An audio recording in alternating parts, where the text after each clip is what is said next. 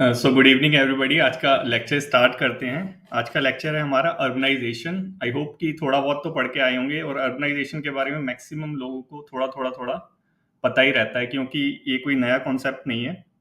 सो इसको स्टार्ट करते हैं। और जैसे हम आप सभी को पता है, करंट अफेयर से स्टार्ट करते हैं। तो करंट में देखेंगे थोड़ी बहुत न्यूज़ है। करंट में बेसिकली क्या न्यूज़ है कि अर्बनाइजेशन, शहरीकरण, हिंदी में शहरीकरण कहते हैं अर्बनाइजेशन को। सो अर्बनाइजेशन की वजह से क्या हो रहा है कि जो हमारे स्पैरो हैं, पहले चिड़िया थी। अब जो दिल्ली में रहता होगा उसको पता होगा कि जो चिड़िया थी पहले वो दिल्ली में दिखती रहती थी। लेकिन जैसे जैसे अर्बनाइजेशन हो रहा है, पॉल्यूशन वगैरह हो रहा है, तरह तरह की चीजें आ रही है, हीट बढ़ रही है, हीट वेव की इंसिडेंट बढ़ रहे हैं, तो जो चिड़िया है वो जो शहर है वहां से माइग्रेट करके गांव की तरफ जा रही हैं, और जो लोग हैं वो गांव से माइग्रेट करके शहर की तरफ आ रहे हैं। तो इसको यहाँ न्यूज में डिस्कस किया गया है। नेक्स्ट यहाँ पे डिस्कस किया है कि अर्बनाइजेशन की वजह से क्या हो रहा है, जो स्नेल्स होते हैं उनकी पॉपुलेशन भी इफेक्ट हो रही है। सो ये क्या चीज़ है, क्यों हो रहा है, ये सारी चीज़ें बेसिक आइडिया तो आप सभी को है, क्योंकि क्लाइमेट चेंज का हम कर चुके हैं। लेकिन अर्बनाइजेशन का जो डायमेंशन है उसको थोड़ा सा डिस्कस करेंगे और देखेंगे ये सारी प्रॉब्लम्स क्यों हो रही है। ठीक है, तो सबसे पहले देखते हैं इंट्रोडक्शन। इंट्रोडक्शन होता है, सिर्फ ये मॉडल इंट्रोडक्शन है, इसको एज इट इज कॉपी मत करा करो, रिक्वेस्ट करता हूं मैं आपसे।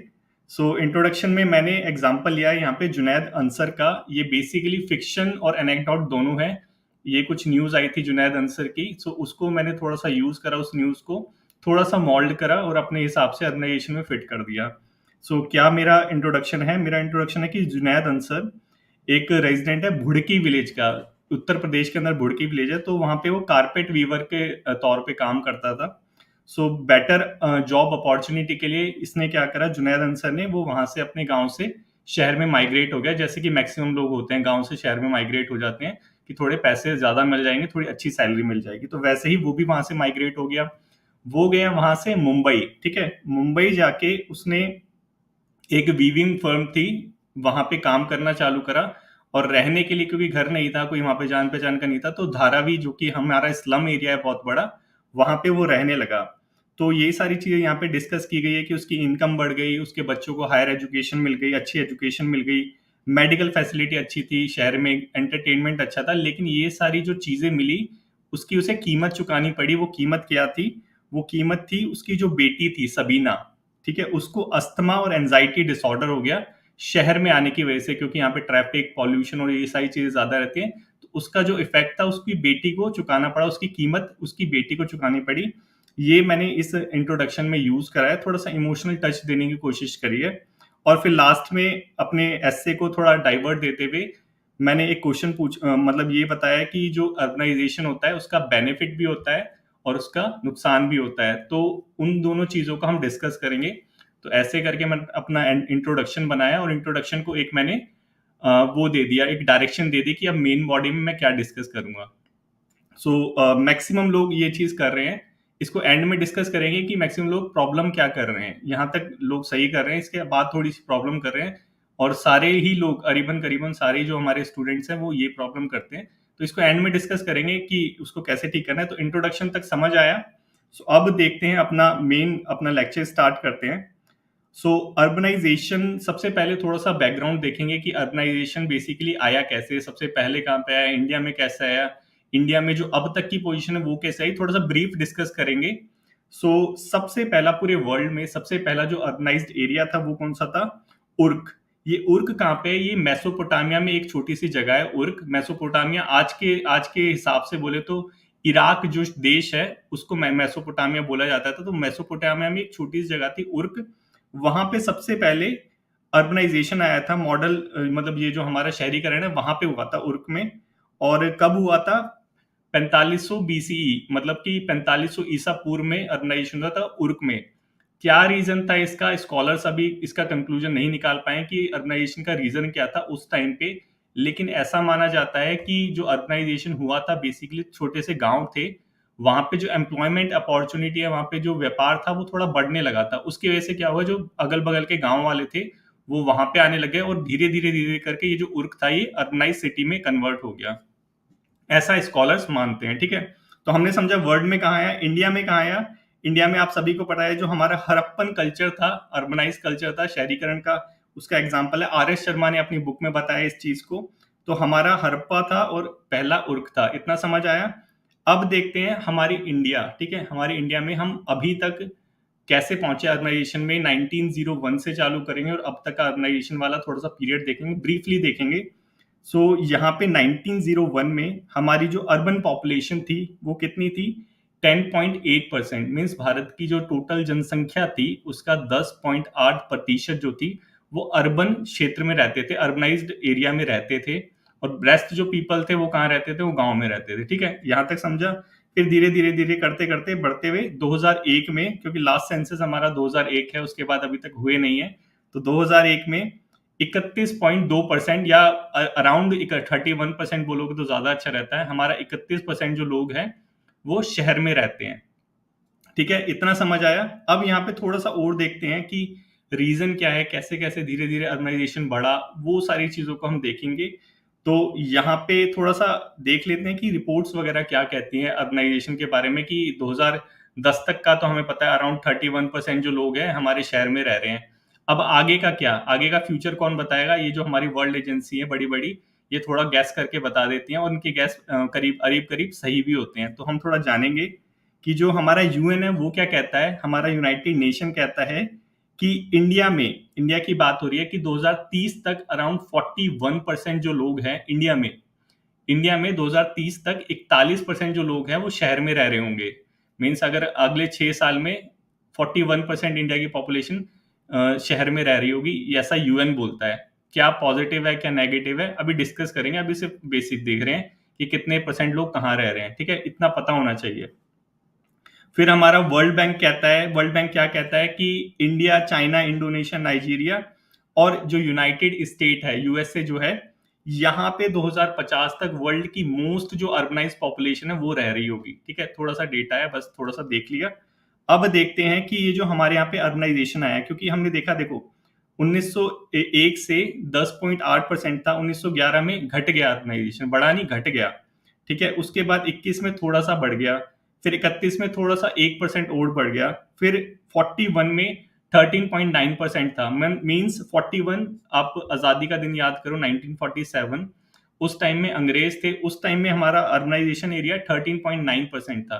जैसे अंग्रेज यहाँ से गए, हमारी पॉलिसीज आई, नई नई चीजें हुई, हमारा इकोनॉमिक जो फ्रीडम मिली 1990 में, एलपीजी रिफॉर्म, सो इन सब का इफेक्ट कहीं ना कहीं हमें अर्बनाइज्ड एरिया पे तो देखने को मिलेगा ही। तो उसी की वजह से हमारा जो अर्बनाइजेशन है वहां से 10% से 31% पे आ गया।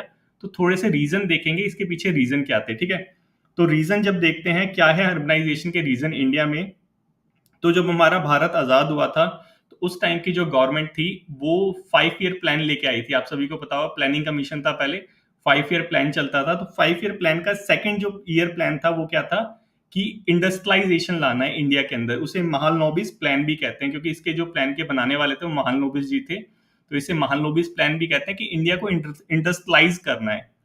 यहाँ पे एक मिनट रुको और सोचो कि कौन से एरिया को हम अर्बनाइज्ड एरिया बोलते हैं, कौन कौन से एरिया को? देखो, जहां जहां इंडस्ट्रीज है, जैसे राउरकेला हो गया, भिलाई हो गया, इनके आसपास भी शहरीकरण हो रहा है इंडस्ट्री की वजह से, वो भी अर्बनाइज्ड हो गया। जहां जहां मेजर एडमिनिस्ट्रेटिव बॉडीज हैं, जैसे सुप्रीम कोर्ट है, हाई कोर्ट है, जैसे बिलासपुर हो गया छत्तीसगढ़ में, तो इसके अराउंड सराउंडिंग में भी अर्बनाइजेशन हो रहा है, तो ये भी अर्बनाइज्ड एरिया हो गया। लेकिन रीजन क्या है? यहाँ पे एडमिनिस्ट्रेटिव बॉडी है, यहाँ पे सुप्रीम कोर्ट है, यहाँ पे हाई कोर्ट है, यहाँ पे या फिर वो है लेजिस्लेटिव बॉडी है, ये सारी चीजें, इसकी वजह से अर्बनाइजेशन हो रहा है। यहाँ पे या कोई ट्रांसपोर्टेशन हब हो गया, जैसे कि खूब सारी बसें हैं वो एक जगह आके मिलती है, वो वहां पे भी शहरीकरण होना चालू हो जाता है, जहाँ जो मेजर बस अड्डे होते हैं वहां पे, उसकी वजह से भी शहरीकरण हो रहा है। ठीक है, और रिलीजियस टाउन हो गया, जैसे कि मंदिर, राम मंदिर बन गया। ठीक है, अब वहां पे टूरिस्ट आने लगेंगे, धीरे धीरे वो एरिया भी अर्बनाइज बनने लग जाएगा। तो अर्बनाइजेशन के जो रीजन है वो एक नहीं है, ठीक है, बहुत सारे रीजन है। तो ये सारी चीजें आपको थोड़ी थोड़ी पता होनी चाहिए। ठीक है, जैसे कि झारखंड झारिया, वहां पे क्या है, माइनिंग टाउन है। ठीक है, वहां पे भी अर्बनाइजेशन हो रहा है। ठीक है, और जैसे टूरिस्ट प्लेसेस जैसे होते हैं, शिमला वगैरह हो गया, दार्जिलिंग हो गया, तो ये क्या है, यहाँ पे भी अर्बनाइजेशन हो रहा है टूरिज्म की वजह से। तो ये सारे रीजन थोड़े थोड़े ध्यान में रखना और इसको पॉइंट आउट कर देना अगर जरूरत पड़े। तो यहाँ हम देखते हैं मोटे मोटे क्या रीजन थे। मोटे मोटे रीजन थे, इंडस्ट्रियलाइजेशन हुआ था। ठीक है, इंडस्ट्रियलाइजेशन हुआ था, उसकी वजह से महालनोबिस प्लान आया, फिर हमारी जो गवर्नमेंट थी वो इंडस्ट्रियल पॉलिसी रेजोल्यूशन 1956 लेके आई। फिर उसके बाद इकोनॉमिक अपॉर्चुनिटी आने लगी, फिर उसकी वजह से और डेवलपमेंट होने लग गया, इसकी वजह से अर्बनाइजेशन हुआ। फिर 1990 में एलपीजी रिफॉर्म आए थे। एलपीजी रिफॉर्म जिसको नहीं पता होगा उसको बस इतना थोड़ा सा याद रखना, एलपीजी रिफॉर्म क्या थे कि हमारी जो गवर्नमेंट थी उसने गवर्नमेंट का कंट्रोल थोड़ा हटा के प्राइवेटाइजेशन, ग्लोबलाइजेशन, इसको थोड़ा प्रमोट करा था। उसकी वजह से भी नई नई इंडस्ट्रीज आई थी और उसकी वजह से भी क्या होता, अर्बनाइजेशन हुआ था। ये थोड़े मेजर रीजंस हैं और हमने सारी चीज देख ली डायमेंशन की कैसे कैसे अर्बनाइजेशन होता है। इसके अलावा भी क्या क्या चीज हुई थी कि आपको पता होगा लैंड रिफॉर्म हो रहा था उस टाइम में, ग्रीन रेवोल्यूशन आया था, ठीक है। ग्रीन रेवोल्यूशन के बाद क्या हुआ था कि जो लैंड है उसकी जो फर्टिलिटी है वो डिग्रेड होने लग गई थी। अब जब फर्टिलिटी डिग्रेड होने लग जाएगी तो गांव के अंदर जो है इनकम वो थोड़ी कम होने लग जाएगी। अब वहां से जो लोग हैं वो भी फिर शहर की तरफ भागेंगे कि पैसे तो चाहिए खाना खाने के लिए, तो वो भी वहां से माइग्रेट हो रहे हैं। तो बहुत सारे फैक्टर थे जिसने अर्बनाइजेशन को जन्म दिया। लैंड फ्रेगमेंटेशन होने लगा। लैंड फ्रेगमेंटेशन क्या होता है कि जैसे किसी पे 10 एकड़ जमीन है, ठीक है। अब उसके दो बच्चे हुए, पांच पांच हो गई। अब उन दोनों के भी फिर दो दो हो गए, फिर पांच पांच को चार से डिवाइड कर दो कि पांच पांच मतलब डेढ़ डेढ़ ही रह गई लोगों के पास। तो ऐसे करके लैंड जो है फ्रेगमेंट होने लग गया, इकोनॉमिक अपॉर्चुनिटी कम होने लग गई। अब फिर भागो शहर की तरफ कि वहां पे एम्प्लॉयमेंट मिल रही है, इंडस्ट्रीज आ रही है। तो ऐसे करके क्या हुआ, हमारा जो शहरीकरण है ये होने लगा, अर्बनाइजेशन होने लगा। तो ये तो क्लियर हो गया होगा कि अर्बनाइजेशन के रीजन क्या क्या है, किसी को कोई डाउट तो नहीं है। अब हम अपना मेजर चीज देखेंगे, ये बेसिकली थोड़ा बैकग्राउंड सेट करना होता है कि अर्बनाइजेशन बेसिकली हुआ कैसे, ठीक है। अब देखते हैं कि हमारे पॉइंट्स की बेनिफिट क्या क्या है अर्बनाइजेशन के, ठीक है, फायदा क्या होता है अर्बनाइजेशन का। तो सबसे पहला बेनिफिट हम क्या देखेंगे कि जो हमारा अर्बनाइजेशन है हमारी इकोनॉमी में कंट्रीब्यूट करता है। मतलब कि साफ साफ सीधी बात है कि अर्बनाइजेशन हुआ क्यों था, इंडस्ट्रीज आ रखी थी, ठीक है।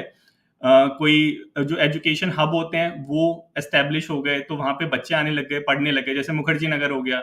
अब वहां पे क्या हो गया, मुखर्जी नगर तो पहले से ही दिल्ली में है, लेकिन ये क्या है कि इसके सराउंडिंग भी वहां पे इकोनॉमिक अपॉर्चुनिटी बहुत ज्यादा बढ़ने लगी। अब गांव से लोग वहां पे आके परांठे बेचने लग गए, ठीक है। ये एग्जांपल है कि उनको अपॉर्चुनिटी मिल रही है, इसलिए वो माइग्रेट कर रहे हैं शहर की तरफ। इसकी वजह से अर्बनाइजेशन और बढ़ता जा रहा है, क्राउड और बढ़ता जा रहा है, ठीक है। तो इकोनॉमिक अपॉर्चुनिटी प्रोवाइड कराता है हमारा अर्बनाइजेशन। सबसे पहला बेनिफिट हमारा ये है, ये कंट्रीब्यूट करता है किसमें, हमारी जीडीपी में, ठीक है। हर एक पैसा जो हम कमाते हैं वो जीडीपी में कंट्रीब्यूट करता है। तो जो अर्बनाइजेशन है उसका मेजर बेनिफिट क्या है कि ये हमारी जीडीपी में कंट्रीब्यूट करता है, देश को फायदा पहुंचाता है अर्बनाइजेशन, ठीक है। अब ये तो हमने समझ लिया फायदा पहुंचाता है, ये तो हमें पता ही है कि एम्प्लॉयमेंट दे रहा है तो फायदा तो पहुंचाएगा ही, जीडीपी में कंट्रीब्यूट तो करेगा ही। कैसे कर रहा है, कितना कर रहा है, ये क्या चीज है, इसको हम देखते हैं। नीति आयोग की एक रिपोर्ट थी, वो क्या बोलती है कि जो सिटीज हैं उसको, ये मतलब उसकी हेडिंग थी, ये रिपोर्ट का नाम है city as engine of growth. और बेसिकली सिटीज होते भी इंजन ऑफ ग्रोथ है। उसमें वो बताता है कि जो हमारी इंडिया है, नीति आयोग बोल रहा है ये, ठीक है, कि जो हमारी इंडिया है उसमें जीरो मतलब 3% जो लैंड है, पूरी इंडिया का 3% लैंड है, ये ही सिर्फ अर्बनाइज्ड एरिया है, ठीक है। 3% एरिया सिर्फ अर्बनाइज्ड है, लैंड की बात कर रहा हूं। और कंट्रीब्यूट कितना करता है, 60% जीडीपी में। मतलब जो इंडिया की जीडीपी का 60% जो हिस्सा है वो अर्बनाइजेशन वाले एरिया से आ रहा है, अर्बन एरिया से आ रहा है।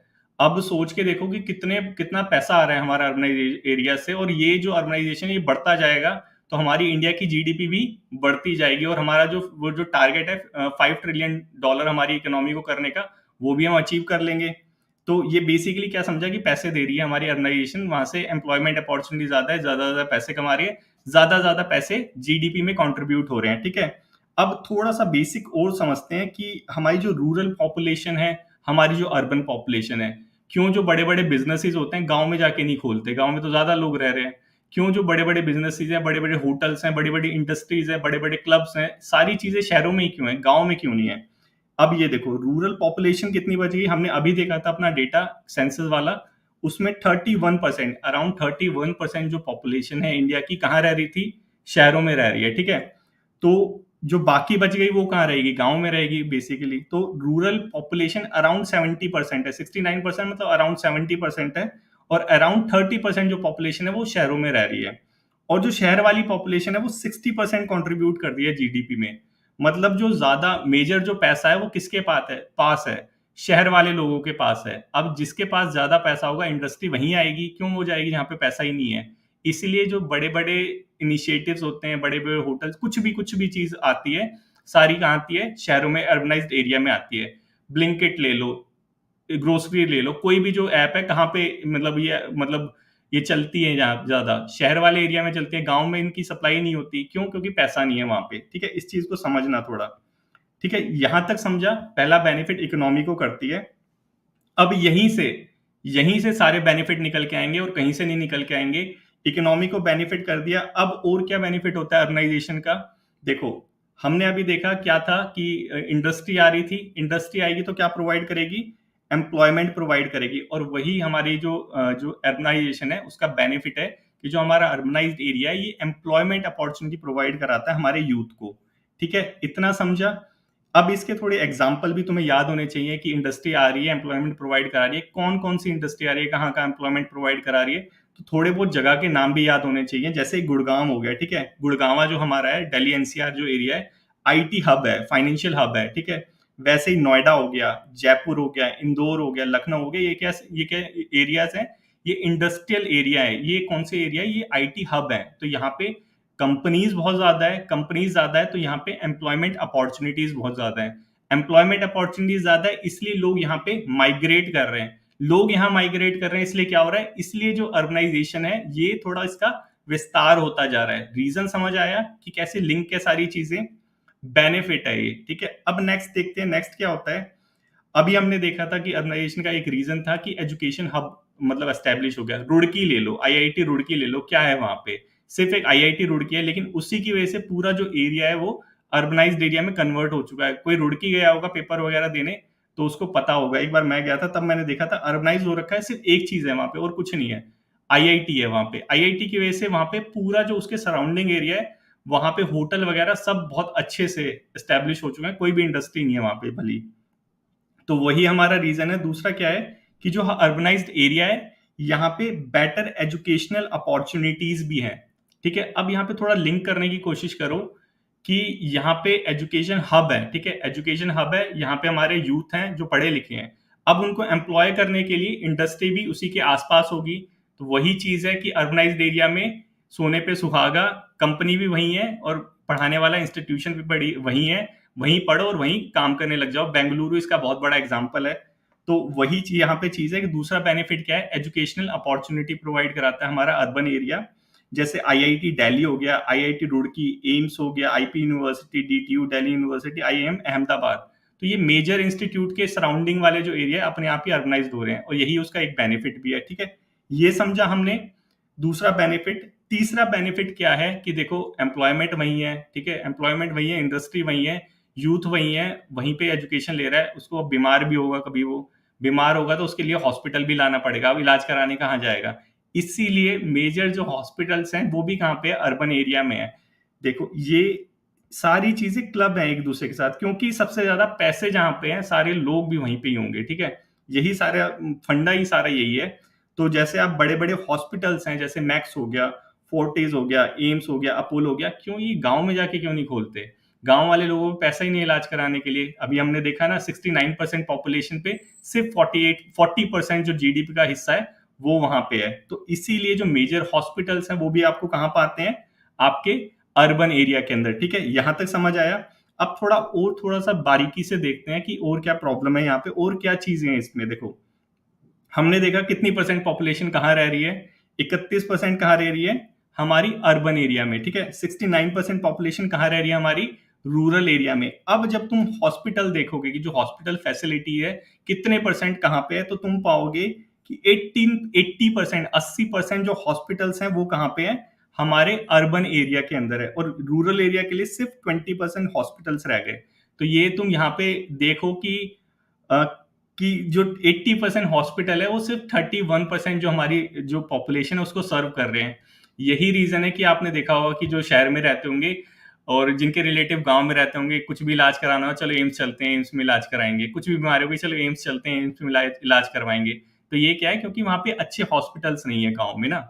हॉस्पिटल्स हैं, मीन्स सिर्फ दीवारें खड़ी कर रखी है, वहां पे इक्विपमेंट नहीं है। जो basic diagnostic facility, medical facility, doctors, ये सारी चीजें वहां पे है ही नहीं, सिर्फ दीवारें खड़ी कर रखी हैं। तो इसलिए जो भी बीमारी होती है वहां से गांव से सीधा भाग के शहर में आते हैं इलाज करवाने के लिए। जब मैं छोटा था इस चीज़ को मैं बहुत सोचता था कि हमारे गाँव में इतने बड़े-बड़े हॉस्पिटल हैं, फिर यहाँ पे इलाज क्यों नहीं होता? क्योंकि वहाँ पे फैसिलिटी ही नहीं है। क्यों फैसिलिटी नहीं है? क्योंकि शहरों में पैसा है और हाँ, बिल्कुल सही बोला कि दिल्ली के रिया ने देखो एकदम सही बोला कि दिल्ली का जो एम्स है वहाँ पे जाके देखो, वहाँ पे फुटपाथ पे आपको लोग सोते हुए मिलेंगे, सारे गाँव से आ रखे हैं इलाज करवाने के लिए, इसीलिए क्राउडेड ज़्यादा है, इसीलिए जो गवर्नमेंट है, उसने अब एम्स का जो विस्तार है उसको भी बढ़ा दिया है।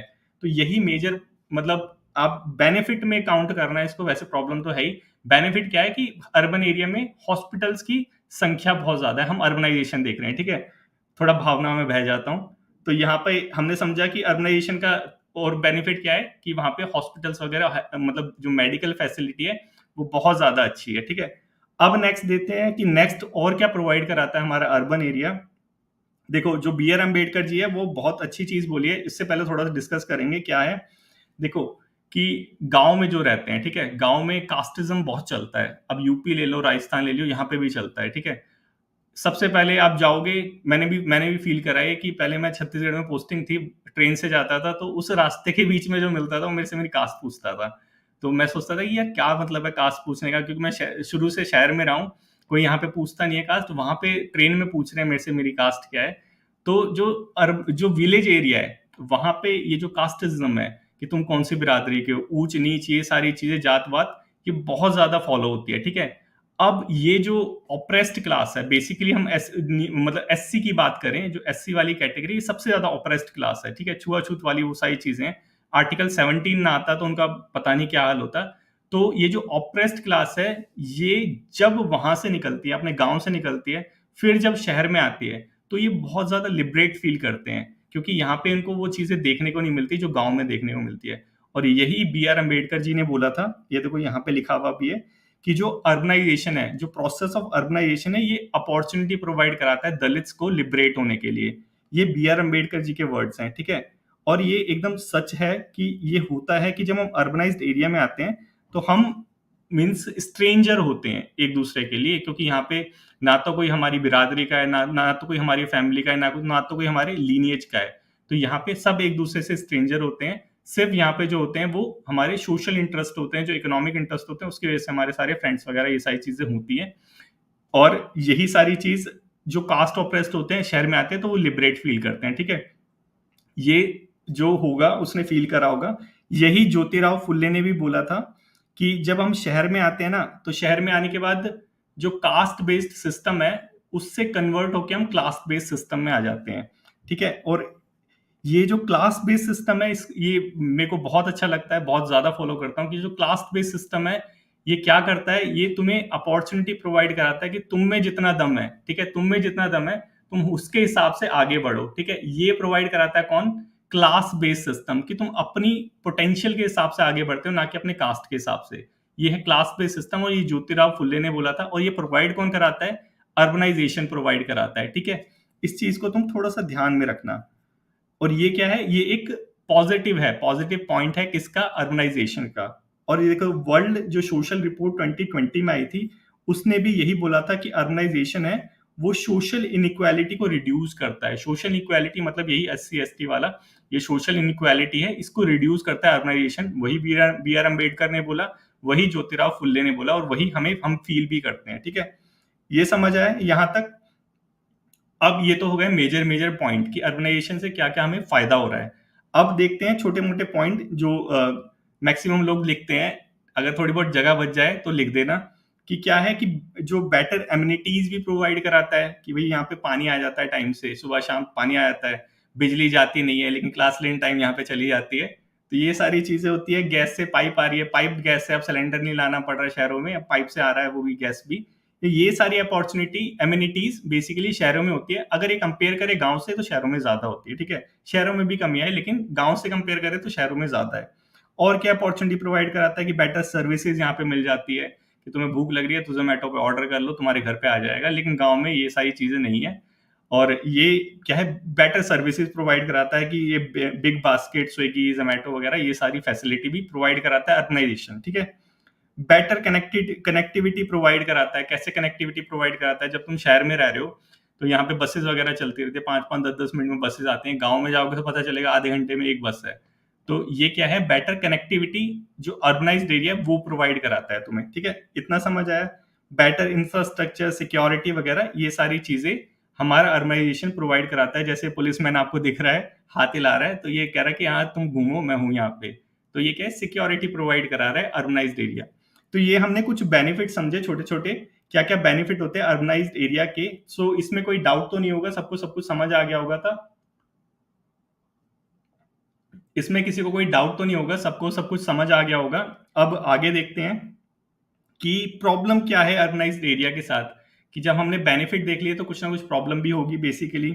सबसे बड़ी प्रॉब्लम हमारी कहाँ से चालू होती है, एनवायरनमेंट से। और क्लाइमेट चेंज का थोड़ा जो पढ़ा था उसको थोड़ा सा दिमाग में रखना, और दिमाग में रखते हुए यहाँ पे हम देखेंगे कि अर्बनाइजेशन के साथ क्या प्रॉब्लम होती है।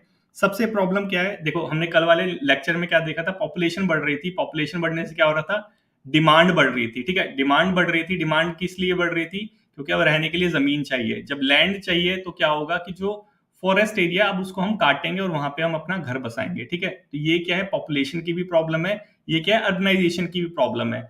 कि जैसे आप नोएडा वगैरह वाला एरिया देख लो, नोएडा देख लो, गुड़गांव देख लो, तो वहां पे जब जाओगे तो वहां पे एक आधा आदमी मिल जाएगा आपको, चाय पी रहा होगा, बोलेगा हमारे खेत थे यहाँ पे, हमारे पे कब्जा कर लिया गवर्नमेंट ने और यहाँ पे ये बसा दिया, पूरा इंडस्ट्री बसा दी।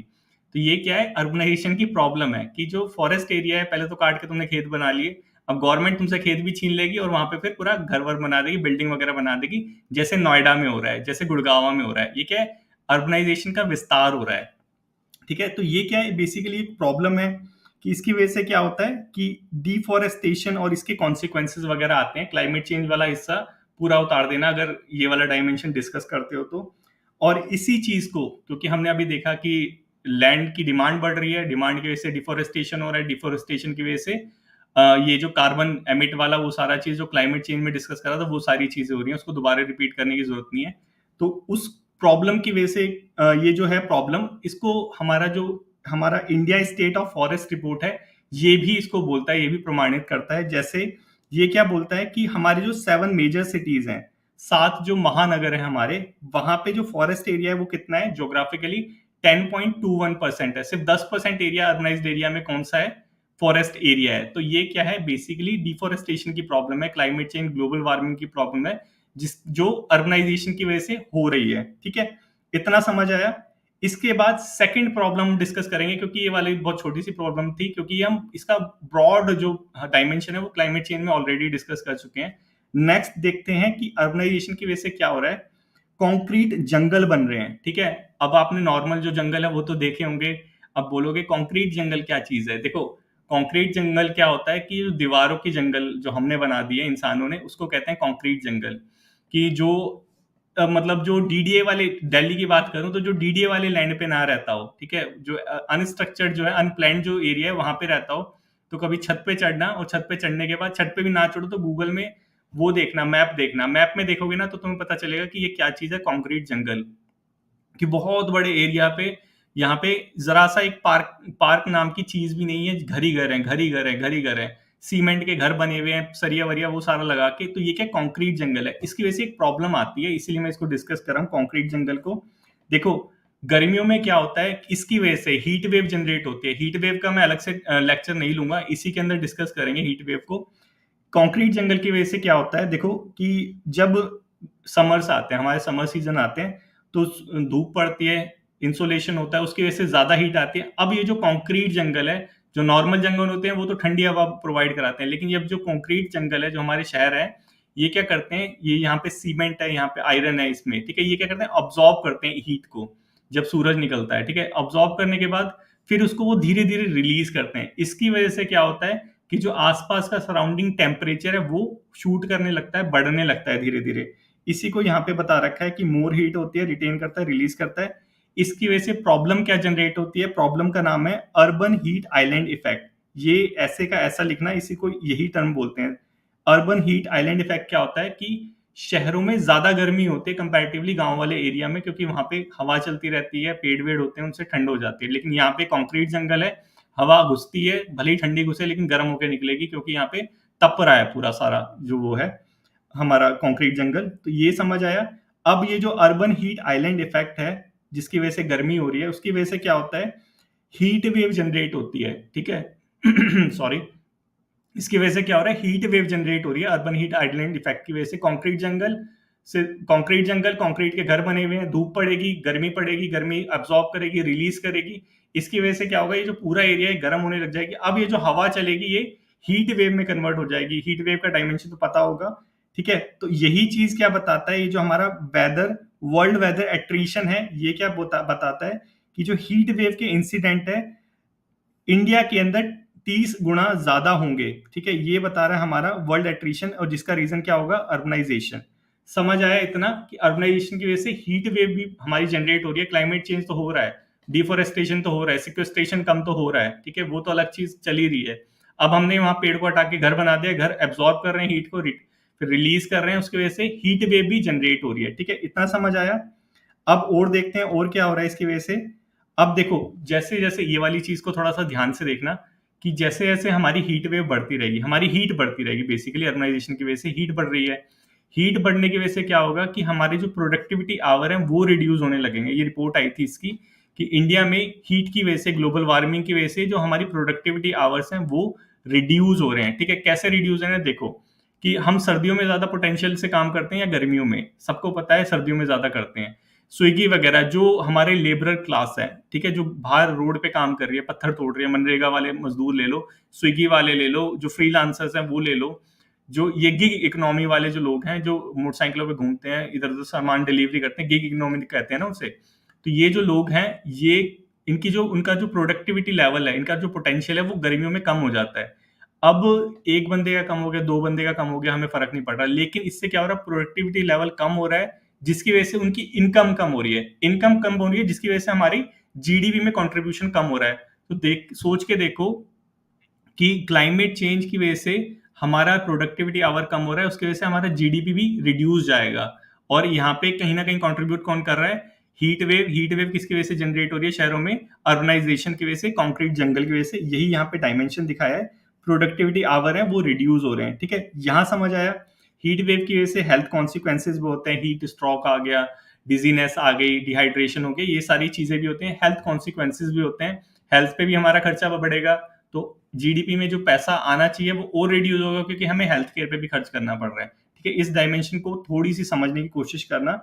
और यही चीज जो टाटा सेंटर फॉर डेवलपमेंट है, ये अपनी रिपोर्ट में बताता है। क्या बताता है ये कि 1.5 मिलियन लोग हैं वो एनुअली हीट वेव से मारे जाते हैं। 1.5 मिलियन लोग, ये टाटा सेंटर फॉर डेवलपमेंट अपनी रिपोर्ट में बताता है। और इसका एक रीजन क्या है, हमारा अर्बनाइजेशन भी है। तो ये क्या है, कॉन्सिक्वेंसेज है अर्बनाइजेशन के, क्लाइमेट चेंज, हीट वेव, ठीक है, समझ आ गया। हीट वेव, अब हीट वेव को इसको और कनेक्ट कर लो, इकोनॉमी में, इकोनॉमी को रिड्यूस कर रहा है, हेल्थ केयर पे खर्चा बढ़ा रहा है, ये सारी चीजें कर रहा है, प्रोडक्टिविटी लेवल घटा रहा है, डेथ रेट बढ़ रहे हैं इससे। तो ये सारी चीजें कनेक्ट करना सीखो थोड़ा थोड़ा, ठीक है। और ये तुम्हारे एसे में भी दिखनी चाहिए। समझ आया कि अर्बनाइजेशन के ब्रॉड कॉन्सिक्वेंसेज क्या क्या है। अब देखते हैं थर्ड क्या है। देखो, ये सारी चीज तो सबको ही पता होगा कि जो गांव वाले लोग हैं यहाँ पे शहरों में आके मुंह मरोड़ते हैं। क्यों मरोड़ते हैं, कहते हैं यार यहाँ पे कूड़ा करकट बहुत रहता है, जहां देखो कूड़ा फेंकते रहते हैं लोग, और बिल्कुल भी तमीज नहीं है। तो यही बेसिकली चीज अर्बनाइजेशन में एक प्रॉब्लम है कि वेस्ट जनरेशन हमारे यहाँ बहुत ज्यादा होता है अर्बनाइज्ड एरिया में बेसिकली, क्योंकि कुछ भी लेते हैं, क्योंकि वेस्ट जनरेशन का रीजन क्या है, पैसे है वही हमारे पास, खाते हैं जरा सा, नहीं खाने वाले फेंक दो इसे, ठीक है। टी शर्ट पहनी 2 महीने पहनी, उसके बाद थोड़ा सा छेद हो गया, फेंक दो इसे। तो क्या हो रहा है, हम वेस्ट जनरेशन बहुत ज्यादा कर रहे हैं, प्लास्टिक फेंक दो इसे, जो भी चीज है, पैसा ज्यादा है तो क्या होगा कि हमारा जो एक्सपेंडिचर है वो वेस्टफुल एक्सपेंडिचर होगा। माइंडफुल एक्सपेंडिचर तो हम करेंगे नहीं, पैसा जितना होगा उसके हिसाब से हम खर्चा करेंगे। तो ये बेसिकली इसकी वजह से क्या हो रहा है, वेस्ट जनरेट हो रहा है। इस चीज को समझने की कोशिश करना। और इंडिया में ये रिपोर्ट क्या कहती है, ministry of environment, forest, climate change की, ये कहती है कि इंडिया में 62 मिलियन जो वेस्ट है, 62 मिलियन टन वेस्ट जनरेट होता है ईच ईयर। हर साल 62 मिलियन वेस्ट जनरेट होता है। उसमें से 70% तो हम कलेक्ट करते हैं, 70% हमने उठा लिया, 30% रोड पे पड़े रहने दो। उसके बाद उस 70% का भी सिर्फ 20% जो है वो ट्रीट होता है, बाकी वैसे का वैसा डंप कर दो फील्ड में, या वैसे वैसा उसको जो हमारा पावर प्रोडक्शन वाला होता है वहां पे जाके जला दो वेस्ट को, ठीक है। ये सारी चीजें प्रॉब्लम है। क्यों प्रॉब्लम है, इसको थोड़ा सा और देखेंगे गहराई से। यहाँ तक समझ आया, वेस्ट जनरेशन कितना होता है, कहाँ होता है, कितना कलेक्ट होता है, कितना रिसाइकल होता है, बाकी सारा वैसे का वैसा ही, मतलब 40% ट्रीट होता है, 80% वैसे का वैसा ही। अब वेस्ट भी थोड़े अलग अलग प्रकार के होते हैं, अर्बनाइजेशन के कॉन्सिक्वेंसेज में डिस्कस कर रहे हैं ये, ठीक है। वेस्ट मैनेजमेंट का भी यहाँ पे टॉपिक कवर हो जाएगा, ठीक है। तो अर्बनाइजेशन की वजह से वेस्ट जनरेशन हो रहा है, कहाँ का वेस्ट जनरेट हो रहा है, थोड़ा सा उसको भी देख लेते हैं कि जो इंडस्ट्रियल वेस्ट होता है, इंडस्ट्री से निकलता है वेस्ट, ठीक है। इंडस्ट्री से क्या निकलता है, उसका केमिकल वाला वेस्ट निकलता है और सीधे का सीधा सीधा कहाँ पे, यमुना जी में डाल दिया। जो दिल्ली में रहता है यमुना जी में आके देखता होगा कि एक साइड तो है सही, मतलब वो है यमुना जी बह रही है, एक साइड जहाँ पे फाटक के बाद देखता है तो वहां पे झाग निकल रहे हैं वाइट वाइट। वो क्या है, इंडस्ट्रियल वेस्ट वहां पे जा रहा है, केमिकल्स है उसके अंदर। पूरा जो इकोसिस्टम है वहां का, मरीन इकोसिस्टम, रिवर इकोसिस्टम, उसको वो तहस नहस कर देता है, हमारा इंडस्ट्रियल वेस्ट, ठीक है। यही चीज यहाँ पे बताइए कि पहला वेस्ट इंडस्ट्रियल वेस्ट, जो हमारे सीवेज ट्रीटमेंट प्लांट है अराउंड 30% है, सिर्फ 30% वर्किंग कंडीशन में है, 70% ऐसे ही है। 30% वर्किंग कंडीशन में उनसे जो ट्रीट होता है, वरना ऐसे का ऐसा नदियों में, गंगा जी कानपुर बहुत बड़ा एग्जाम्पल है, कानपुर सिटी, वहां से सीधे का सीधा वेस्ट जाता है। और थोड़ी बहुत यूट्यूब पे वीडियो देखना तुम, कि ये मतलब फ्रांस के लोगों ने बना रखे इंडिया में आके, कि कैसे कि ये जो इंडस्ट्रियल वेस्ट होता है उसकी वजह से जो रिवर इकोसिस्टम है वो खत्म होता जा रहा है। मछली जो है मरी हुई, वो तुम्हें मतलब बहुत डीप में उनको स्टडी करी थी उन्होंने। तो थोड़ा सा इसको भी सर्च करना कि प्रॉब्लम कहाँ से जनरेट हो रही है। प्रॉब्लम जनरेट हो रही है सिंपली अर्बनाइजेशन से, कि हम अर्बनाइज हो रहे हैं, हमारा एरिया बड़ा हो रहा है, डिमांड बढ़ रही है, डिमांड बढ़ रही है, प्रोडक्शन बढ़ रहा है, प्रोडक्शन बढ़ रहा है, तो वेस्ट बढ़ रहा है, ठीक है। सिंपल चीज है एकदम। इसका एग्जाम्पल है कोयम रिवर, तमिलनाडु में सबसे ज्यादा, इंडिया की सबसे पॉल्यूटेड रिवर है कोयम रिवर, तमिलनाडु की। सो इसका एग्जाम्पल भी कोट कर सकते हैं।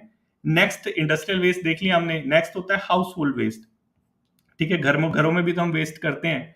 अब घरों के वेस्ट के लिए स्वच्छ भारत अभियान में लेके आए थे कि गीला कचरा, सूखा कचरा और गीला कचरा वाला जो डायलॉग होता है कि इस पेटी में डाले उस पेटी में डाले, हमारी गली में आता है एक यही डायलॉग बजाता हुआ कि गीला कचरा इसमें डाले, सूखा इसमें डाले, लेकिन उसका डब्बा एक ही होता है, दोनों उसी में डालने होते हैं। मैंने एक बार रोक के पूछ लिया कि भैया ये बजाते हो आप, यहाँ पे तो डब्बा तो आप एक ही लेके घूमते हो। तो बोल रहा कि नई गाड़ियों में है। ये सारी चीजें प्रॉब्लम है हमारे यहाँ पे, ठीक है। इसको थोड़ा समझने की कोशिश करना, एक्चुअल लाइफ में भी हम देखते हैं इस चीजों को, ठीक है। तो हाउस होल्ड वेस्ट होता है, उसकी प्रॉब्लम क्या है, बेसिकली सोर्स जो सेग्रीगेशन है अलग अलग नहीं करते हैं, ठीक है। अलग अलग नहीं करते हैं, उसकी वजह से अलग अलग प्रॉब्लम जनरेट होती है। कैसे, कि देखो गीला और सूखा कचरा दोनों एक साथ तुमने मिक्स कर दिया, अगर इसको अलग अलग करते हैं, जो हरा ग्रीन वेस्ट है उससे क्या बन सकता है, हमारा कंपोस्ट बन सकता है, खाद वगैरह बन सकती है, इकोनॉमी में वो भी कंट्रीब्यूट कर सकता है, फिर बेचेंगे ना उसे। अब हमने उसको अलग नहीं करा, दोनों को मिक्स कर दिया। सूखा है, उससे क्या होगा, उससे पावर प्रोडक्शन होगा। सूखे कचरे को हम अलग रख के उसको जो जहां पावर बनती है वहां जाके जलाएंगे तो उससे पावर प्रोडक्शन होगा। लेकिन हमने क्या किया, दोनों को मिक्स कर दिया, ठीक है। मिक्स करने के बाद अब वो गीला हो चुका है कचरा, उसमें अब इलेक्ट्रॉनिक वेस्ट भी है, सारे तरह के वेस्ट है। अब उसको अलग कौन करेगा, अलग करने के लिए कोई मशीन नहीं है कि गीला और सूखा जो एकदम से अलग हो जाए, वो अलग नहीं होता। अब उसको वैसे का वैसा उठा के सीधा जो पावर प्रोडक्शन प्लांट है वहां जाके जलाने के लिए भेज देते हैं, ठीक है। ये एक्चुअल में मैंने बहुत डीप स्टडी करी थी इसके बारे में, क्योंकि एक टॉपिक आता है यूपीएससी के अंदर।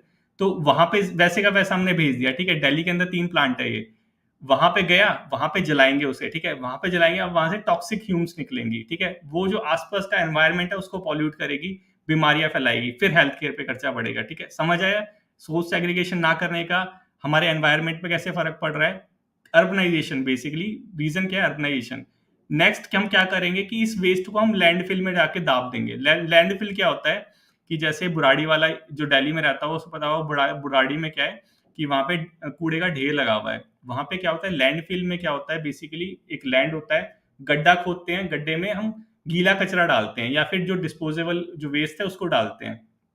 लेकिन हम क्योंकि सोर्स एग्रीगेशन करते नहीं है, दोनों कचरा हमारा मिक्स है, वो डाल के वो जाके तुम लैंडफिल में डालोगे, ठीक है। लैंडफिल में डाला, उसके ऊपर मिट्टी डाल दोगे।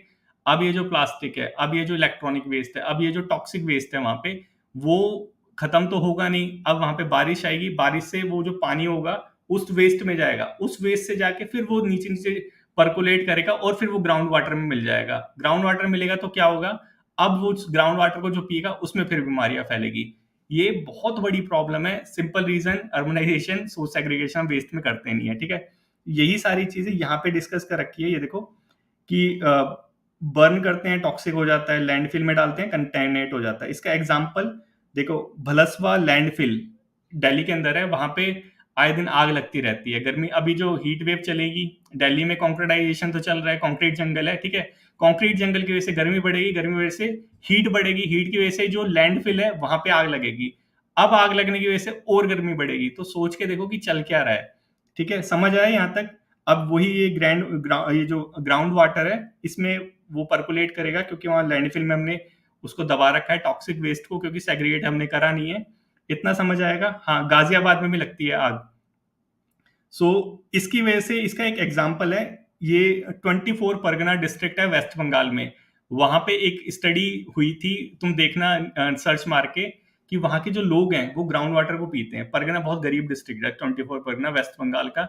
वहां के जो लोग हैं, दिखाऊं क्या? एक मिनट रुको, इसमें ही दिखाता हूँ तुम्हें।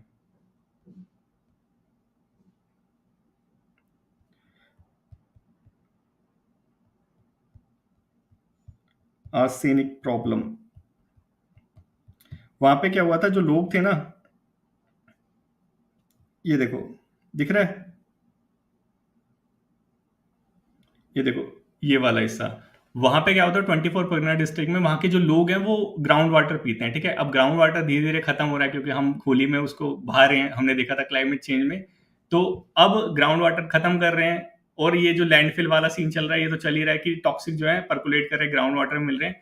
अब उसको जो लोग पीते हैं बिना फिल्टर करे, क्योंकि जो हमारे पुअर लोग हैं, गरीब लोग हैं, उन पे इतने पैसे नहीं है कि वो फिल्टर खरीदेंगे, आरओ खरीदेंगे और वहां से फिर उसको रिफाइन करेंगे और फिर उसके बाद पियेंगे।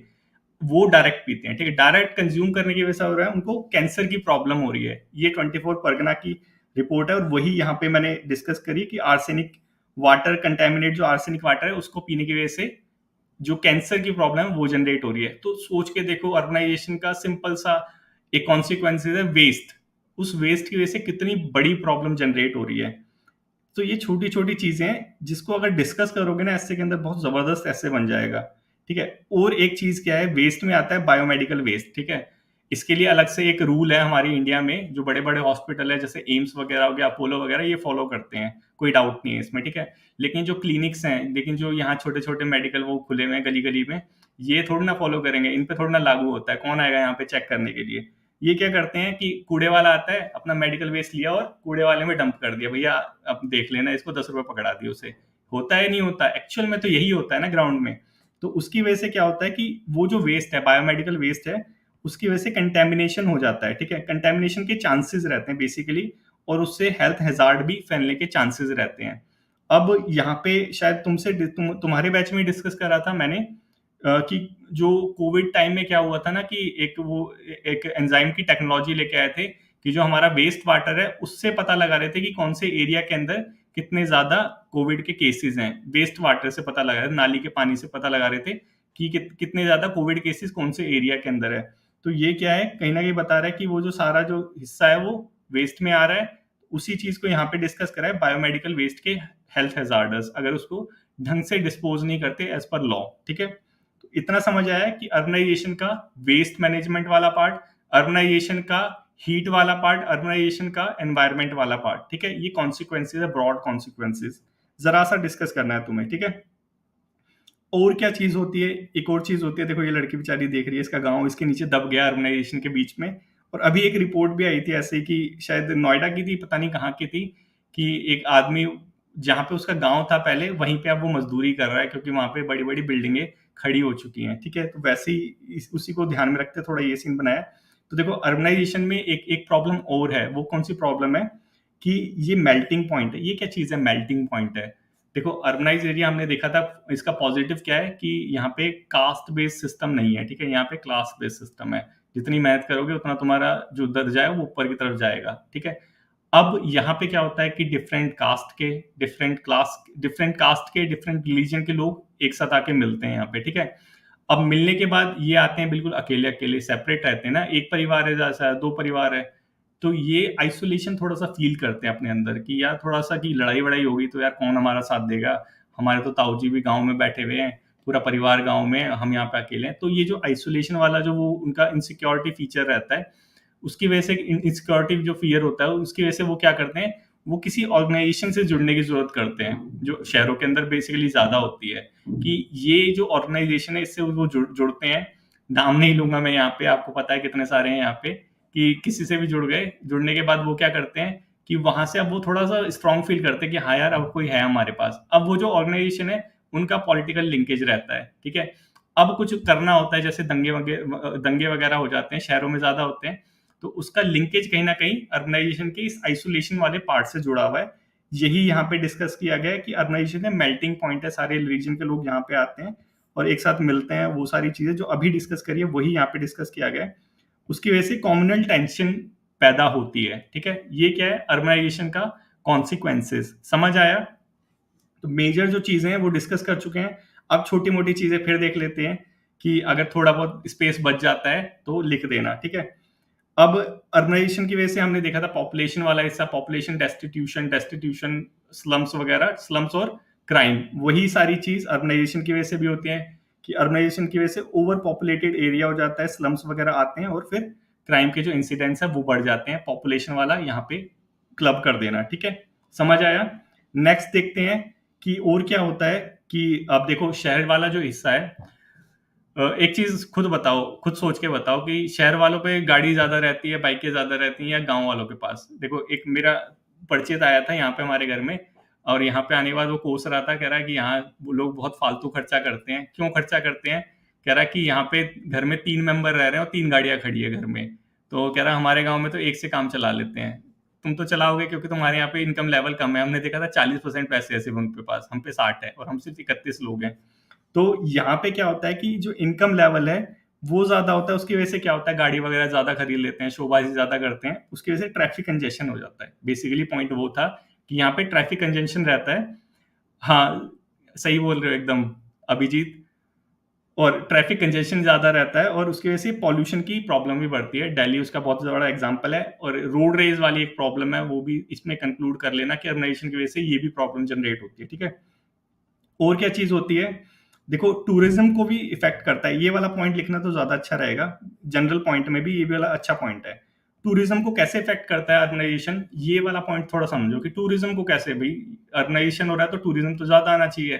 देखो क्या हो रहा है कि जम्मू कश्मीर का एग्जाम्पल यहाँ पे लिया है कि अर्बनाइजेशन की एक प्रॉब्लम क्या थी, वेस्ट जनरेशन, ठीक है। वेस्ट जनरेशन होता है, उसकी वजह से जम्मू कश्मीर में क्या प्रॉब्लम जनरेट हो रही है कि जो डल लेक है वहां पे अर्बनाइजेशन बढ़ रहा है। टूरिज्म वाली इंडस्ट्री, मैंने स्टार्टिंग में डिस्कस करा था, ये जो टूरिज्म वाला एरिया है उसके अराउंडिंग भी सराउंडिंग भी जो अर्बनाइज्ड एरिया है वो बढ़ता है, ठीक है, क्योंकि टूरिस्ट आ रहे हैं, पैसा आ रहा है वहां पे। अब उसकी वजह से क्या हो रहा है, वेस्ट जनरेशन ज्यादा हो रहा है, वो सारा जो नाली का वो पानी है वो सीधा डल लेक में वो बहा रहे हैं, ठीक है। अब डल लेक में बहाने की वजह से वहां पे क्या प्रॉब्लम पैदा हो रही है, यूट्रिफिकेशन की प्रॉब्लम पैदा हो रही है। जिसको नहीं पता ये यूट्रिफिकेशन क्या होता है, तो गांव में जो रहते होंगे उनको पता होगा कि जो तालाब होते हैं, ठीक है, तालाब में हरी हरी हरी काई जमा हो जाती है, ठीक है, उसको क्या कहते हैं हम, यूट्रिफिकेशन, यूट्रोफिकेशन कहते हैं। ये देखो, ये तो सबने देखा होगा कि ये देखो ये वाला, कि जो गांव में जो तालाब वगैरह होता है, नदी वगैरह होते हैं, वहां पे हरी हरी काई जमा हो जाती है, हमें लगता है कि हरियाली बहुत है। ये हरियाली नहीं है, ये यूट्रिफिकेशन है, पूरे सिस्टम को खराब कर रही है, ठीक है। इसको थोड़ा समझने की कोशिश करना। रीजन क्या है इसका, रीजन है सिंपल। क्या रीजन है, सिंपल, अर्बनाइजेशन, ठीक है। वही हमने देखा जो डल लेक कश्मीर में हो रहा है, ठीक है। तो ये थे कुछ हमारे कॉन्सिक्वेंसेस किसके, अर्बनाइजेशन के, ठीक है। यहां तक सबको समझ आ गया होगा, कोई प्रॉब्लम नहीं होगी। अब देखते हैं थोड़े सॉल्यूशन की, क्या सॉल्यूशन हो सकते हैं, हम कैसे ठीक कर सकते हैं इस अर्बनाइजेशन की प्रॉब्लम को। देखो हमारे बस में नहीं है कुछ भी, हमें भैया नॉर्मल लोग, करेगी तो गवर्नमेंट करेगी, सब यही बोलते हैं, लेकिन यहाँ पे हम भी कर सकते हैं। कैसे कर सकते हैं, पहले देखेंगे गवर्नमेंट क्या कर सकती है। गवर्नमेंट करेगी, उसके बाद हम करेंगे, ठीक है, क्योंकि सबसे बड़े जो वेलफेयर का प्लेटफॉर्म है कौन है, गवर्नमेंट है। तो सबसे पहले तो गवर्नमेंट को करना पड़ेगा। गवर्नमेंट क्या कर सकती है कि सस्टेनेबल अर्बनाइजेशन लेने की जरूरत है हमें। सस्टेनेबल डेवलपमेंट गोल सबको पता है, उसके अंदर एक हमारा टारगेट भी है। तो सस्टेनेबल अर्बनाइजेशन लाना चाहिए हमारी गवर्नमेंट को हमारे इंडिया के अंदर, ठीक है। तो यहाँ पे एक चीज आप देखना कि जो शहरों में रहते होंगे, जो वहां पे ऑथराइज्ड कॉलोनी होती होगी, ठीक है, ऑथराइज्ड कॉलोनी में जाके कितना अच्छा लगता है। प्रॉपर रोड कटे हुए हैं, ठीक है, प्रॉपर रोड कटे हुए हैं, प्रॉपर रोड की वजह से प्रॉपर रोड है, प्रॉपर रोड के अंदर प्रॉपर ट्री लगे हुए हैं, वहां पे पॉन्ड्स वगैरह भी रहते हैं। दिल्ली के अंदर भी पॉन्ड्स हैं, यहाँ पे मॉडल टाउन वाले हिस्से में चले जाओ, वहां पे झील है पूरी एक, वहां पे उस एरिया के बीचों बीच झील है एक पूरी। तो ये क्या है कि जो प्रॉपर स्ट्रक्चर्ड मैनर में जो हमारे वो है ऑथराइज्ड कॉलोनीज है, वो एकदम स्ट्रक्चर्ड मैनर में उनको डेवलप किया गया है। और वही क्या चीज है, वही है हमारा सस्टेनेबल अर्बनाइजेशन। तो उसको गवर्नमेंट को लाने की जरूरत है। ठीक है, हमने बोल दिया लाने की जरूरत है, तो गवर्नमेंट कुछ कर रही है या नहीं कर रही, इसको भी तो देखना पड़ेगा। तो गवर्नमेंट के अपने भी कुछ मेजर्स हैं। क्या क्या मेजर्स हैं? जैसे गवर्नमेंट गवर्नमेंट लेके आई थी नेशनल कमीशन ऑन अर्बनाइजेशन 1988 में, कि जो अर्बनाइजेशन है उसको सस्टेनेबल बनाना है, उसके लिए हमारा एक कमीशन भी है। तो कर रही है भाई, गवर्नमेंट तो काम कर रही है। ठीक है, ऐसे नहीं बोलेंगे हम। और क्या गवर्नमेंट लेके आई है? एक अमृत मिशन है, स्मार्ट सिटी मिशन है, ग्रीन बिल्डिंग कोड है। ये क्या चीजें हैं? ये चीजें हमारा जो अर्बनाइजेशन है उसको सस्टेनेबल बनाने के मेजर्स हैं। जो ग्रीन बिल्डिंग कोड है वो क्या है कि बिल्डिंग को ऐसे बनाना चाहिए, एक कोड है बेसिकली, जो बड़ी बड़ी बिल्डिंग्स होती है उनको ऐसे बनाना चाहिए कि वो जो एनर्जी कंज्यूम करती हैं, वो एनर्जी कंजम्पशन उनका बहुत कम होगा डे में। नाइट में जो एनर्जी कंज्यूम करी है, मतलब वहां पे जो सोलर सेल वगैरह होंगे वो वहां से एनर्जी लेंगे, उसको नाइट में चलाएंगे, तो जो पूरी बिल्डिंग है वो ग्रीन बिल्डिंग में कन्वर्ट हो जाएगी। क्लाइमेट चेंज वाला याद करो, मैंने डिस्कस करा था 70% जो बिजली हमारी कोयले से आ रही है। तो यहाँ पे ग्रीन बिल्डिंग बना के हमने अर्बनाइजेशन को सस्टेनेबल करा ही करा, क्लाइमेट चेंज को भी होने से बचा रहे हैं धीरे धीरे, उसका भी मेजर्स ले रहे हैं। ठीक है, ये समझ आया? ये गवर्नमेंट का एक मेजर। ठीक है, गवर्नमेंट और क्या कर सकती है सस्टेनेबल? ये कर सकती है, देखो हमारी इंडिया में है 3 टियर ऑफ गवर्नमेंट, मतलब कि सेंटर, स्टेट और लोकल वाली गवर्नमेंट, म्यूनिसिपैलिटीज। ठीक है, अब यहाँ पे क्या करने की जरूरत है? उस म्यूनिसिपैलिटी को, उस जो लोकल लेवल की गवर्नमेंट है उसको एम्पावर करने की जरूरत है। ठीक है, ये बोला हमने कि ऐसे करने की जरूरत है। तो गवर्नमेंट ने क्या करा? अभी तक सरकार ने कुछ करा है? नहीं करा है। ये देखो हमारा जो इंडियन कॉन्स्टिट्यूशन है इसने भी डिसेंट्रलाइज कर दिया है, डेमोक्रेटिक डिसेंट्रलाइज कर दिया अंडर 74th अमेंडमेंट 1992 में। ठीक है, इसकी वजह से क्या हो गया कि जो लोकल जो गवर्नमेंट है वो डेमोक्रेटिक गवर्नमेंट हो गई है, वो भी अब अपने डिसीजन ले सकती है नाम के लिए। चलो इसको छोड़ो। तो समझ आया कि क्या कर सकती है लोकल गवर्नमेंट? कर सकती है 3 F's बेसिकली एक चीज होती है कि ये 3 चीज प्रोवाइड करा दो, जो लोकल गवर्नमेंट है वो भी एम्पावर हो जाएगी। उसको लिखना चाहो तो लिख देना, लेकिन ये चीजें ज्यादा सही है कि हमारी जो कॉन्स्टिट्यूशनली उसको हमने डेमोक्रेटिकली उसको वो बना दिया है, उसको एक लेजिस्लेट गवर्नमेंट बना दिया म्यूनिसिपैलिटी को। ठीक है, 74th अमेंडमेंट में। अब देखो जो लोकल गवर्नमेंट है ना, अगर उसको एम्पावर कर देंगे तो क्या क्या चीजें होंगी? सेंटर गवर्नमेंट को नहीं पता, हाँ सही हो जाता है कभी कभी। अब डायमेंशन ही ऐसा है, मैं क्या कर सकता हूँ। ठीक है, तो अब देखो जो लोकल गवर्नमेंट है वो क्या करती है कि लोकल गवर्नमेंट को पता है कि लोकल एरिया कैसा है, सेंट्रल गवर्नमेंट को नहीं पता, स्टेट को नहीं पता। स्टेट तो बैठी हुई है एक पर्टिकुलर जगह में, स्टेट तो बहुत बड़ा है, लेकिन जो लोकल गवर्नमेंट है उसको पता है कि क्या कैसे हम चीजों को सुलझा सकते हैं, कैसे चीजों को हम ठीक कर सकते हैं। तो अगर लोकल गवर्नमेंट को हम एम्पावर कर देना तो क्या होगा कि वो जो लोकल गवर्नमेंट है वो टेलर मेड जो वो जो इनिशिएटिव होते हैं वो लेके आ सकती है, और जो अर्बनाइजेशन की प्रॉब्लम है उसको सॉल्व कर सकती है। ये है, ये देखो मास्टर प्लान लेके आ सकती है, टेलर मेड प्लान। और ऐसा नहीं है कि हुआ नहीं है, ये देखो ये कोजी कोड है, यहाँ पे ऐसा ही हुआ है। इसको नेक्स्ट डिस्कस करते हैं कि अब क्या कर सकती है। देखो लोकल गवर्नमेंट को एम्पावर कर दोगे तो वेस्ट मैनेजमेंट वो अपने आप ही निपट लेगी उससे। चंडीगढ़ बहुत अच्छा एग्जाम्पल है उसका। तो वही यहाँ पे चीज है कि जो वेस्ट मैनेजमेंट है अर्बन एरिया में, क्योंकि प्रॉब्लम है वो वहां पे, तो उसको सस्टेनेबली हमें मैनेज करने की जरूरत है। ठीक है, इसी के लिए थोड़े बहुत लॉज देख लो कि क्या क्या गवर्नमेंट के लॉज है, करने की तो जरूरत है, हम तो करेंगे नहीं, गवर्नमेंट ही करेगी। तो लॉज भी देख लो क्या क्या है, इंप्लीमेंट करे ना करे वो अलग बात है, लेकिन है तो। जैसे वेस्ट मैनेजमेंट रूल 2016, ठीक है, अगर इसका प्रॉपर इंप्लीमेंटेशन हो, जो वेस्ट मैनेजमेंट है प्रॉपर तरीके से होगा। वैसे हमारा स्वच्छ भारत अभियान काफी हद तक सक्सेसफुल रहा है, ये वाला हमारा अभियान। और इसका एग्जाम्पल है कोझिकोडे केरला में। इन्होंने अपना ही खुद का जो वेस्ट मैनेजमेंट है वो ढंग से करा है, घर घर जाके सेग्रीगेट करके जो वेस्ट है वो कलेक्ट करते हैं। लैंडफिल में जाता है आधा, आधा जाता है पावर वाले उसमें, पावर प्रोडक्शन के लिए। तो ये एग्जाम्पल है कि कोझिकोडे कर सकता है तो भाई हम भी कर सकते हैं। ठीक है, एग्जाम्पल है ये बहुत अच्छा।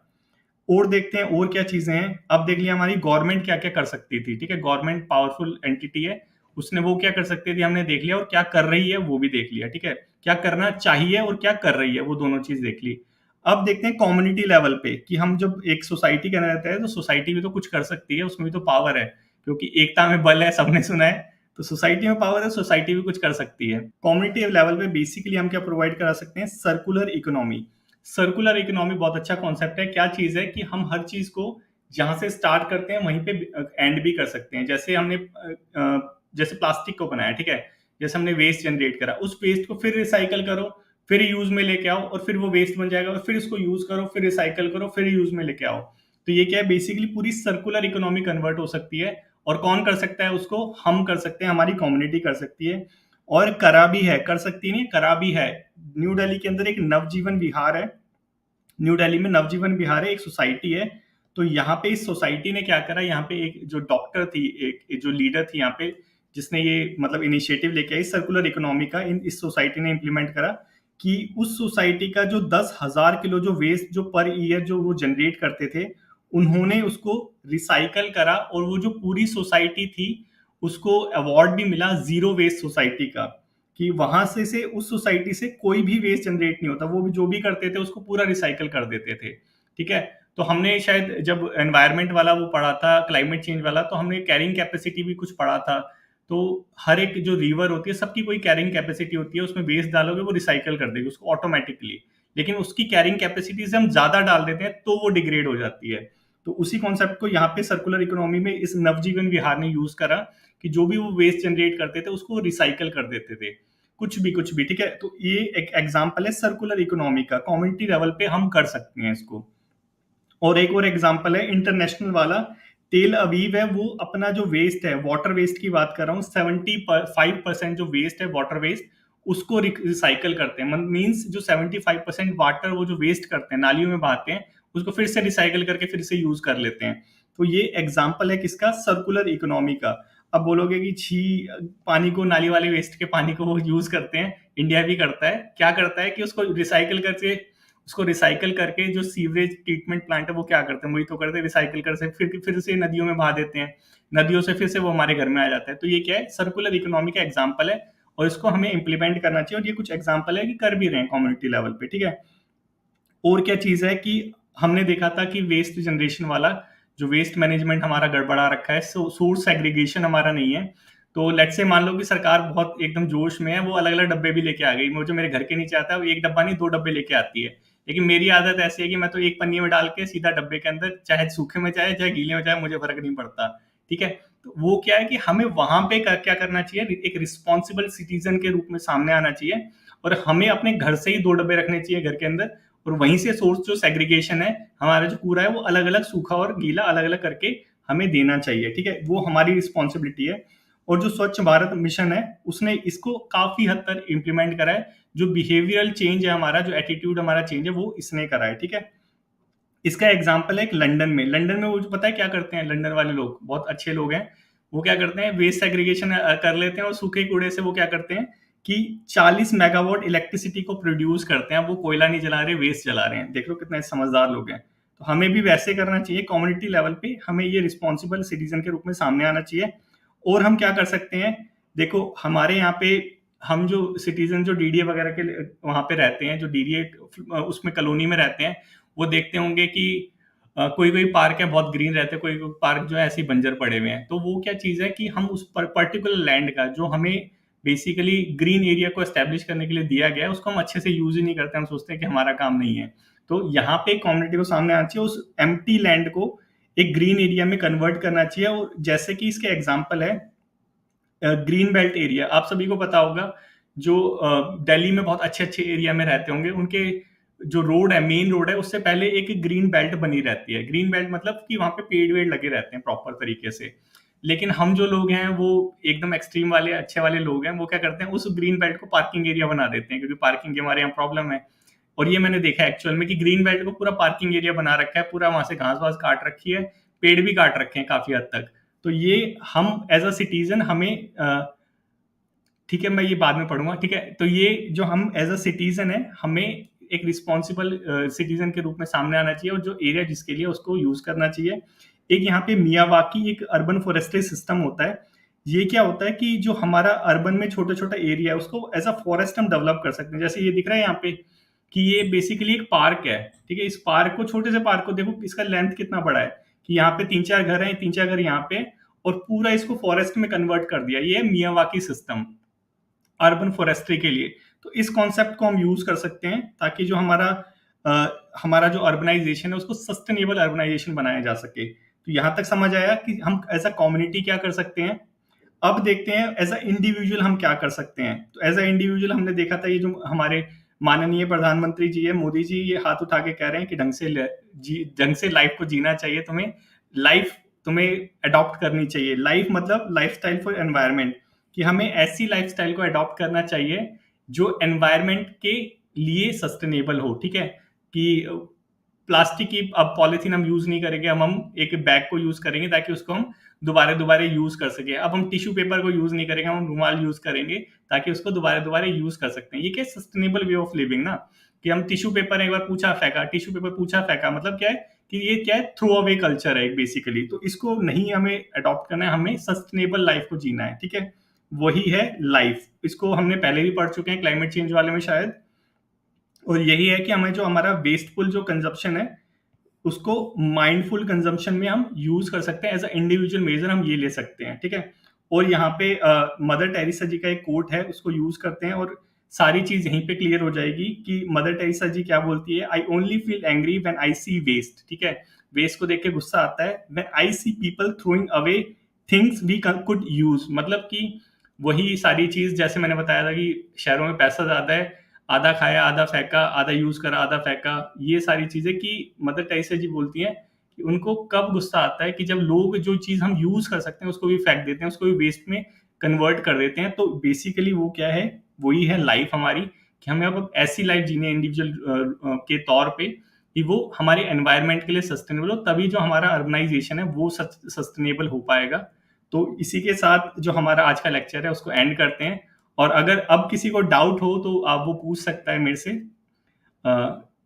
Yes please.